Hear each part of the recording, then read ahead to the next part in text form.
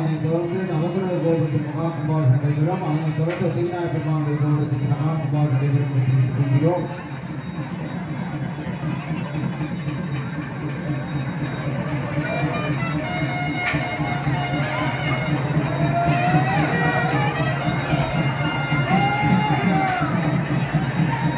இங்க சக்தி விநாயகர் கும்பாபிஷேகம் அந்த உலக தீர்த்து தெளிப்பாங்க.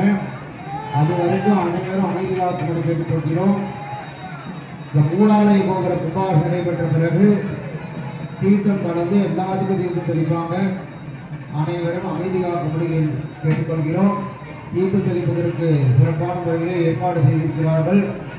ஆனால் அமைதியாக பொறுமையாகும்படி கேட்டுக்கொள்கிறார்கள். பிரதான கோபுர கும்பாபிஷேகம் நடைபெற்ற பிறகு தீர்த்தம் தெளிப்பார்கள் என்பதை தெரிவித்துக் கொள்கிறோம். தீர்த்தம் எல்லாருக்கும் கிடைக்குங்க. தீர்த்தம் வாங்கினவங்க அக்கிட்ட வந்தவங்களுக்கு மற்றவங்க போகணும். அருகம்பாளத்தில் அப்படித்தான் அந்த தாய் போய் செய் அடித்தாங்க. தீர்த்தமான் போயிட்டான். எல்லாருக்கும் கிடைக்கும்.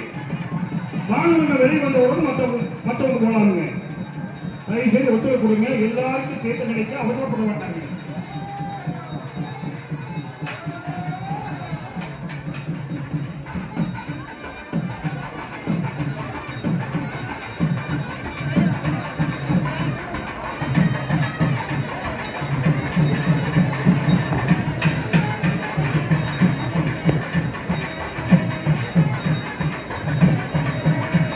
இப்பொழுது நவகிரக கோபுரத்திற்கு மகா கும்பாபிஷேகமானது நடைபெற இருக்கின்றது.